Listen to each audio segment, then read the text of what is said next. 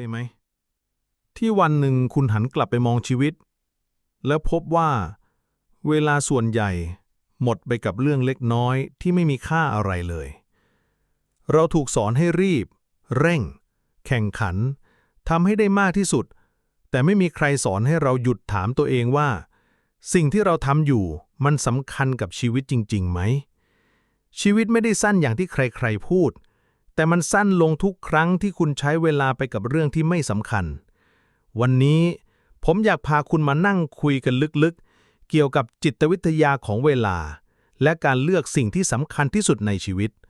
เพื่อที่คุณจะได้ไม่ต้องเสียใจในวันที่สายเกินไปยินดีต้อนรับสู่ลึกแต่ไม่ลับสถานที่ที่เราจะค่อยๆเรียนรู้ศิลปะแห่งการใช้ชีวิตไปด้วยกันในหัวข้อที่1เวลาของคุณไม่ได้ยาวนานเท่าที่คุณคิดคนส่วนใหญ่เข้าใจผิดว่าตัวเองยังมีเวลาเหลืออีกมากมายทั้งที่ความจริงเวลาที่เรามีอาจเหลือน้อยกว่าที่คิดลองหลับตาแล้วจินตนาการถึง1วันของชีวิตคุณ24ชั่วโมงที่ถูกแบ่งไปกับการนอน 6-8 ชั่วโมงการทำงาน 8-10 ชั่วโมงการเดินทางและกิจวัตรยิบย่อยอีกหลายชั่วโมงสุดท้ายเวลาที่เหลือให้ชีวิตจริงๆของคุณอาจน้อยกว่าที่คุณคิดไว้ซะอีกแล้วถ้าวันหนึ่งคุณตื่นขึ้นมาแต่ไม่มีพรุ่งนี้ให้ตื่นล่ะคุณจะเสียใจกับอะไรกับสิ่งที่คุณทำไปแล้วหรือสิ่งที่คุณอยากทำแต่ไม่เคยเริ่มสักทีเวลาที่เสียไปกับเรื่องไม่สำคัญคือเวลาที่คุณยกชีวิตให้สิ่งอื่นโดยไม่รู้ตัวในสมัยโบราณนักปราชญ์จีนเคยพูดว่าผู้ที่เข้าใจค่าของเวลาคือผู้ที่ควบคุมชะตาชีวิตได้แต่ทุกวันนี้เรากลับใช้เวลาหมดไปกับวิ่งตามชีวิตคนอื่นบนหน้าจอปล่อยให้ความเครียดเล็กๆน้อยๆกลืนกินใจเอาเวลาอันมีค่าไปแลกกับสิ่งที่ไม่ได้เติมเต็มหัวใจคุณควรเริ่มใช้เวลาของคุณให้เหมือนมันคือสิ่งที่มีค่าที่สุดเพราะมันคือสิ่งเดียวที่เรียกคืนไม่ได้ทุกเช้าถามตัวเองสั้นๆว่าถ้าวันนี้เป็นวันสุดท้ายของฉันสิ่งที่ฉันกำลังทำอยู่คุ้มค่าหรือเปล่าหัวข้อที่2พลังการปฏิเสธสิ่งที่ไม่จำเป็นคนที่อยากจะเก่งทุกอย่างมักไม่ได้เก่งจริงสักเรื่องเดียวหัวข้อที่3ชีวิตที่ยุ่งตลอดเวลาไม่ใช่ชีวิตที่มีคุณค่าความวุ่นวายทำให้คนรู้สึกเหมือนกำลังมีความหมายทั้งที่ความจริงมันกำลังพรากความหมายไปทีละน้อยในโลกที่ทุกอย่างหมุนเร็วขึ้นเราเชื่อว่าการทำงานหนักและยุ่งอยู่ตลอดคือสัญลักษณ์ของความสำเร็จแต่ถ้าคุณมองดีๆคุณจะเห็นว่าคนจำนวนมากทำงานวันละ12ชั่วโมงวิ่งวุ่นกับสารพัดเรื่องจมอยู่กับ To Do List ที่ไม่รู้จบแต่พอหัวถึงหมอนพวกเขากลับถามตัวเองว่าแล้วนี่คือชีวิตที่ฉันอยากอยู่จริงๆหรือความวุ่นวายไม่ใช่ความสำเร็จแต่เป็นกับดักที่ทำให้คุณไม่มีเวลาคิดหลายคนยุ่งจนไม่มีเวลาหยุดถามตัวเองว่าสิ่งที่ทำอยู่สำคัญจริงไหมมันพาฉันไปสู่ชีวิตที่ต้องการหรือแค่ทำให้ฉันหมุนอยู่กับที่ในสมัยโบราณคงจื้อเคยกล่าวว่าผู้ที่ไม่รู้จักหยุดคือผู้ที่ไม่มีทางไปถึงปลายทางบางครั้งสิ่งที่คุณต้องการไม่ใช่ทำให้มากขึ้นแต่คือทำให้น้อยลงแล้วโฟกัสกับสิ่งที่มีค่าลองลบ3สิ่งนี้ออกจากชีวิตดู 1. คนที่พรากพลังงานจากคุณแต่ไม่เคยเติมเต็ม 2. งานที่ทำแล้วไม่มีอนาคตแต่คุณทำเพราะความเคยชิน 3. ความคิดที่บอกว่าฉันต้องทำให้ได้ทุกอย่างคุณไม่จำเป็นต้องยุ่งเพื่อพิสูจน์ว่าคุณสำคัญคุณเพียงแค่ใช้เวลาให้คุ้มค่าเพื่อตัวคุณเองหัวข้อที่4ความสำเร็จที่แท้จริงคือการอยู่กับสิ่งที่สำคัญจริงๆคุณจะไม่รู้ว่าชีวิตเหลือเวลาแค่ไหนจนกว่าจะเสียมันไปกับเรื่องไม่สำคัญเคยสังเกตไหมว่าเวลาผ่านไปเร็วแค่ไหนวัยเด็กเหมือนเพิ่งเกิดขึ้นเมื่อวานวัยเรียนก็เหมือนเพิ่งจบไปไม่นาน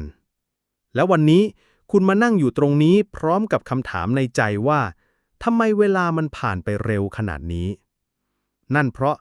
เราหลงใช้เวลาไปกับเรื่องที่ไม่ได้สำคัญเลยเช่นการเอาชนะคนอื่นในเรื่องเล็กๆการพยายามทำให้คนที่ไม่แคร์พอใจการสะสมสิ่งของที่ไม่เติมเต็มหัวใจชีวิต ไม่ได้วัดที่ว่าคุณทำได้มากแค่ไหน แต่วัดที่ว่าคุณอยู่กับสิ่งสำคัญได้มากแค่ไหน ลองมองย้อนกลับไป 5 ปี สิ่งที่คุณเคยเครียดมาก วันนี้มันยังสำคัญไหม สิ่งที่คุณเสียเวลากับมัน วันนี้คุณยังจำได้ไหม คุณต้องเริ่มต้นใหม่ตอนนี้ เพราะชีวิตจริงๆไม่ได้ยาวพอให้คุณใช้มันแบบเปลืองๆในท้ายที่สุด เงินทองที่คุณสะสมจะอยู่กับคนอื่น สิ่งของที่คุณรักจะกลายเป็นของคนอื่น แต่เวลามันจากไปแล้วจากไปเลย หากชีวิตคือเกม เวลาคือแต้มคะแนนที่คุณไม่มีวันซื้อกลับมาได้ ในโลกที่เต็มไปด้วยเสียงเรียกร้องรอบตัว โอกาสมากมายที่แวะเข้ามา คนรอบข้างที่ขอให้คุณช่วยเหลือ สังคมที่บอกให้คุณต้องพยายามให้มากขึ้นเรื่อยๆ เราถูกสอนให้พูดว่าใช่กับทุกอย่าง จนลืมไปว่าการปฏิเสธอย่างกล้าหาญอาจเป็นการตัดสินใจที่สำคัญที่สุดในชีวิต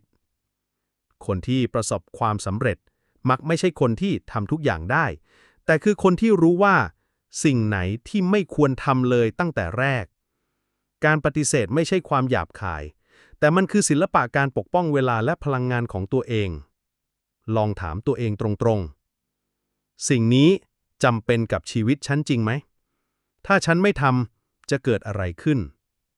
ฉันทำสิ่งนี้เพื่อใคร เพื่อหัวใจฉันเอง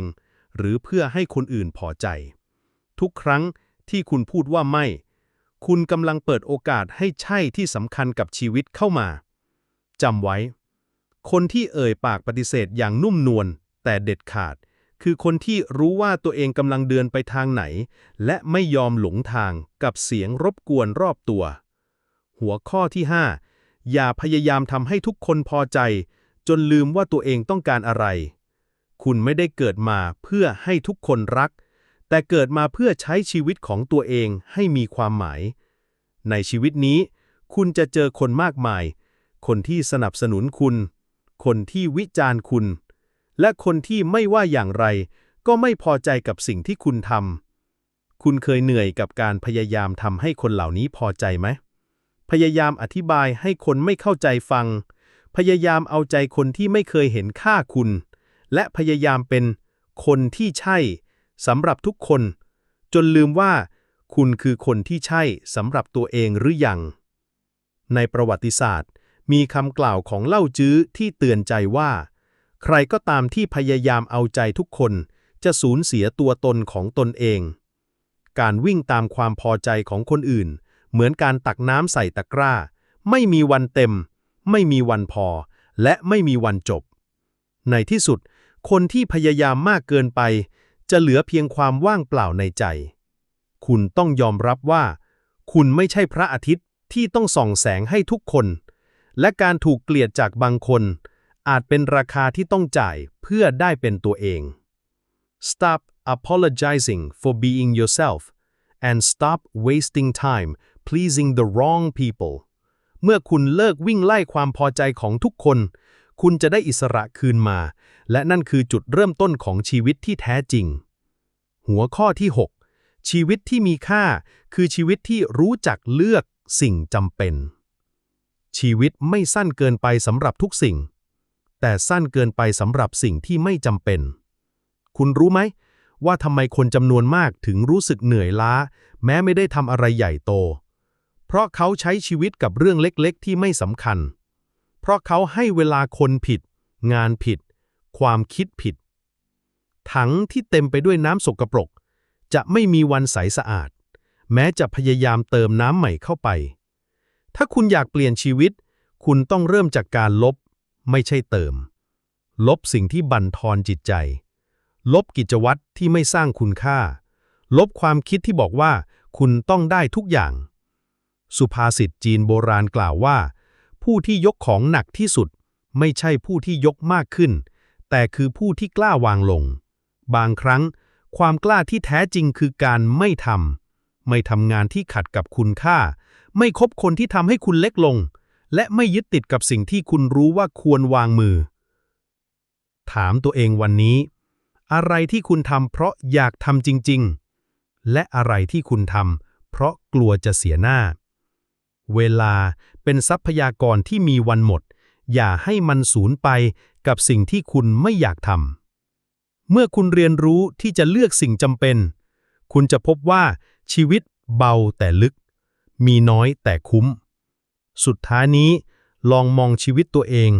คุณกำลังใช้มันกับเรื่องสำคัญจริงๆ หรือกับเรื่องที่แค่ดูเหมือนสำคัญ เราทุกคนมีเวลาเท่ากัน แต่กลับใช้มันไม่เหมือนกัน บางคนหมดเวลาไปกับตามใจคนอื่น หมดแรงกับการไล่ตามทุกโอกาส